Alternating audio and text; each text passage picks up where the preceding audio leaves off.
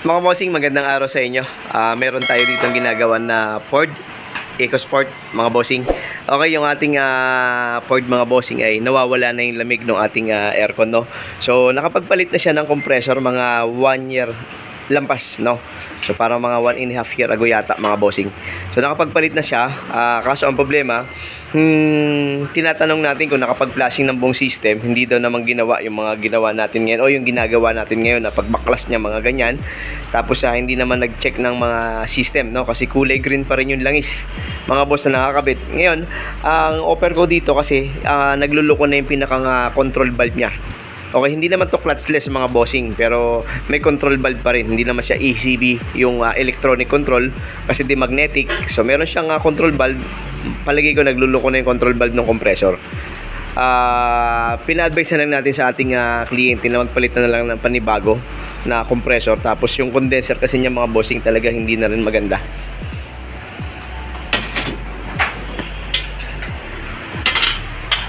Okay, dyan naman nagsisimula yung high pressure kung bakit nasisira ang compressor. Kung hindi rin naman na-flashing dati yan, dahil nga kulay green yung langis, so malamang hindi pa na papalitan or hindi na flashing o hindi natanggal sa system. Kaya palagay ko yung langis na naghalo-halo na, isa rin sa naging problema niya para mapahirapan natin ng husto yung ating compressor, no? O kaya ang in-advise natin, magpalit ng panibago. Kaso mga bossing, replacement yung nadampot ng ating kliyente, no? Kasi nga medyo mahal ang ating pyesa ng Ford. So mga boss, kanyang mga pyesa to, dala niya lahat. Kasi nga ang tayo naman lahat gusto nating makatipid or mabawasan yung costing ng expenses natin, no? Kaya sabi ko naman sa ating mga kliyente, pwede rin kayong magdala ng mga pyesa nyo para mas makatipid kayo. Yun nga lang, hindi natin sagot yung mga pyesa na kung magkakaroon ng trouble. So ang hindi lang maganda rito na napansin ko, napakadami, no? Nabilang na namin to kanina, para mga 15 piraso yata ang kulang dun sa ating replacement. So hindi ko alam kung paano siya magkakapag-response ng gano'ng kaganda sa pagtanggal natin ng heat o pantanggal natin ng heat ng compressor. Kung gaano kaganda, malalaman natin yung mamaya, mga bossing, pag nakapag-load kami ng Freon. Yun lang hindi ko kasi sa compressor, mga bossing, kahit replacement okay sa akin yun. Pero sa condenser, hanggat maaari, mas maganda kung original ako, pero medyo madugo eh. So tingnan na lang natin mamaya kung kaya niyang tumapat dito sa ating original. Pero doon pa lang sa dami ng kulang nung layer ng ating original, palagay ko hindi eh. Pero kung hindi naman high pressure mamaya, mga boss, so pwede naman. Tingnan natin mamaya kung ano makikita nating reading dito sa ating na to. Okay, yung compressor niya nakakabit na. Bago rin yan, mga bossing, kaso replacement. Expansion valve, ganun din. Na-flashing na namin yung linya. O kaya mamaya malalaman kung anong reading ang makukuha natin dito sa ating Ford na to. Dahil tumagal lang ng 1 taon kalahati. Tama ba, boss? 1 taon? Oo, 1.5. May ko, magwa 1 year sa May. Ayun, nandito si boss. Ano pangalan mo, boss? Pwede ba ka tutukan itong aking magandang camera? Ano pangalan mo, boss? Romel Marasigan. Romel Marasigan. Ayun si Boss Romel. So, kanya itong ating Ford Escape na EcoSport, mga bossing, na ginagawa. Yun na, 1.5 year ang tinagal lang ng compressor niya. Pero tingnan natin dito sa ating version ngayon na ginawa kung mas mapapatagal ba natin yung buhay ng kanyang compressor. No, siguro mga 10 taon, mga bossing. Wala na mga imposible. Basta mga boss, kumaga ang tibay ng ating pyesa, kahit aling pyesa, kahit naman sa makina, no? Basta tama naman yung kanyang trabaho, wala naman siya hindi na prepersa sa mga ibang kasama niya, tatagal naman ang ating pyesa. So may mga problema lang syempre pag dumating na yung edad, tapos walang maintain yung pag-flashing ng system.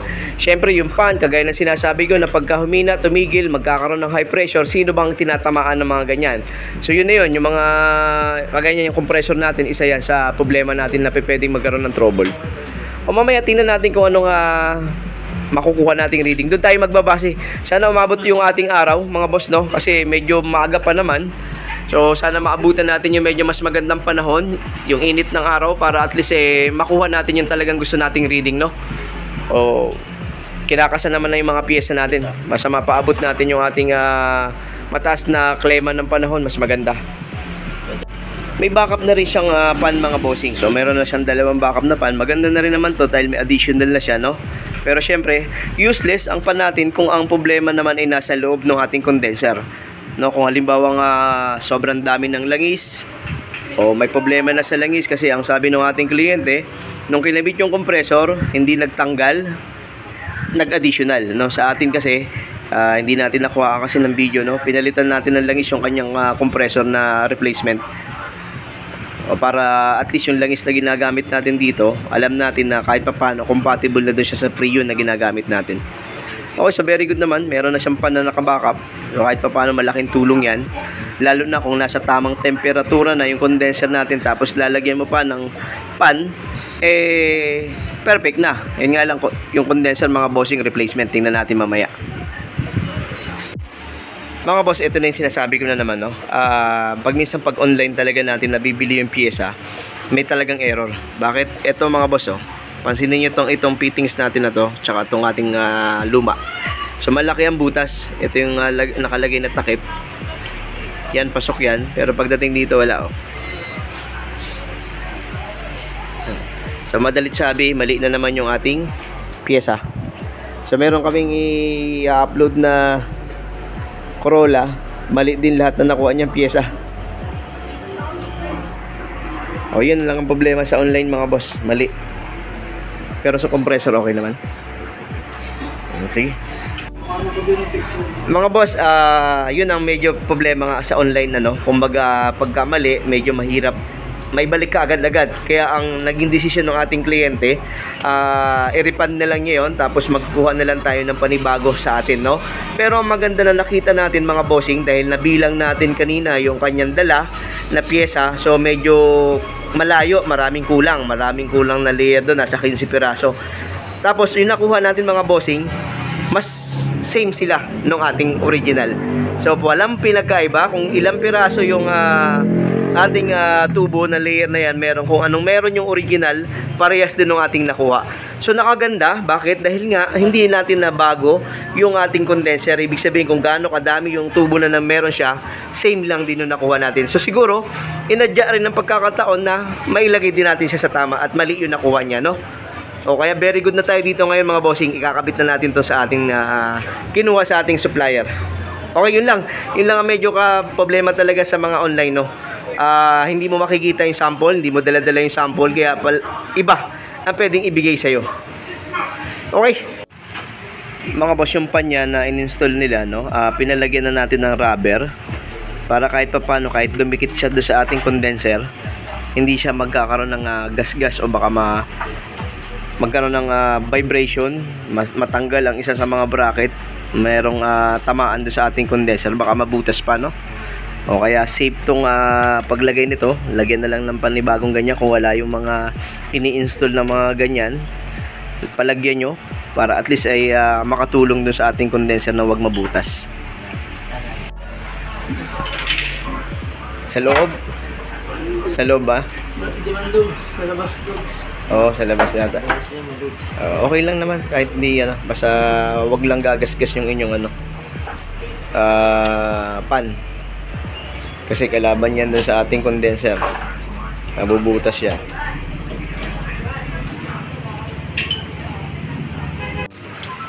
Mga boss, naikabit na natin yung ating condenser. So, leak test na lang tayo. Mag-check tayo ng ating mga dugtungan. Meron tayong pressure syempre na kinabit na o pinasok sa loob. 250 PSI. So, yun lang naman yung mga dugtungan. Yung mga goma nito mga boss, yung mga flat washer to eh. Hindi to yung mga o-ring natin na mga bilog, no? Medyo mahal ang o-ring nitong ating EcoSport na to. Okay, tapos vacuum, load tayo Freon. Karga na tayo ng Freon mga bossing. So start na tayo. Gumagana kagad yung Okay, nung dumating sa atin tong ating kliyente mga boss, pag on ng aircon talagang hindi gumagana, no? Wala talaga. Kahit nag-try pa kami mag-reprocess ng aircon o karga ng Freon na panibago, pero hindi talaga gumagana. Ayaw talaga. Kumaga yung reading niya hindi talaga nagpa-function hindi nagsi-circulate yung Freon o refrigerant natin. Pero ngayon, ayun, pumitik na, so gumagana na. Ano pa yun? Langis. Mga bossing, okay na yung ating load ng Freon. Meron tayong 30 low side, 155, 160. So walang 175. Nag-automatic, bumaba ang high side, tumaas ang low side. Okay, ganun siya pagka naka-off ang aircon. Tataas ang low side, bababa ang high side. Yun, gumana na ulit. Umangat ulit siya at saka bumaba ulit. Okay, malamig naman na yung tubo, nagmo-moist na. Titingnan na lang natin yung temperatura doon. Kung gaano nakalamig makukuha niya doon sa ating thermometer. Mga bossing, binilid na natin yung ating sasakyan dito. Itong ating EcoSport dito sa ating mas, syempre, mainit na panahon, no? So, nilabas na natin siya dahil gusto nating makitaan siya ng ano ba talaga ang makukuha ang lamig at saka ng ating reading na high side saka low side, no? Okay, so eto na, nag-automatic naman. High side niya, walang 200 mga bossing, kita ba? Low side niya nasa 330. Okay, so 30 PSI low side, walang 200 high side, nag-automatic, lamig sa loob.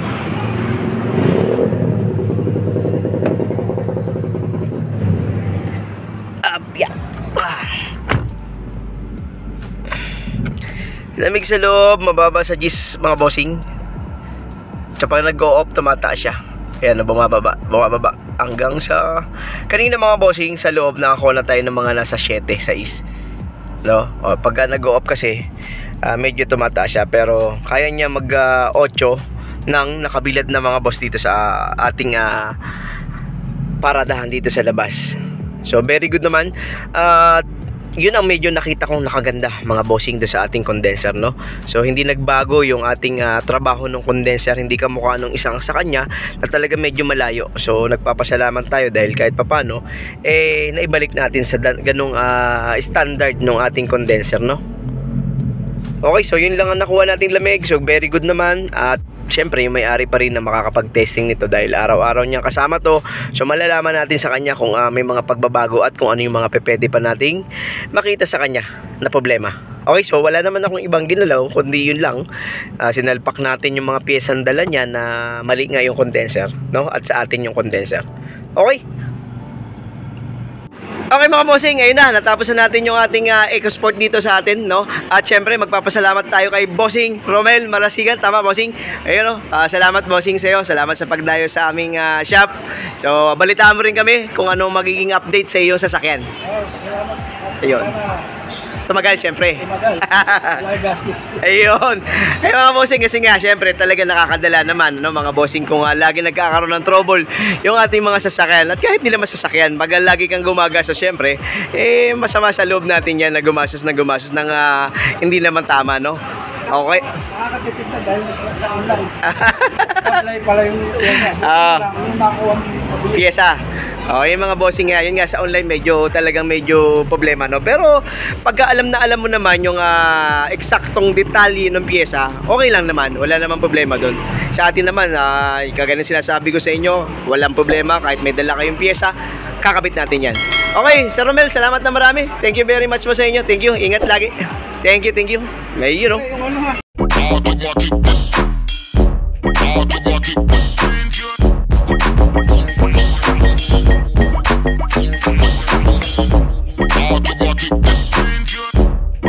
Automatic.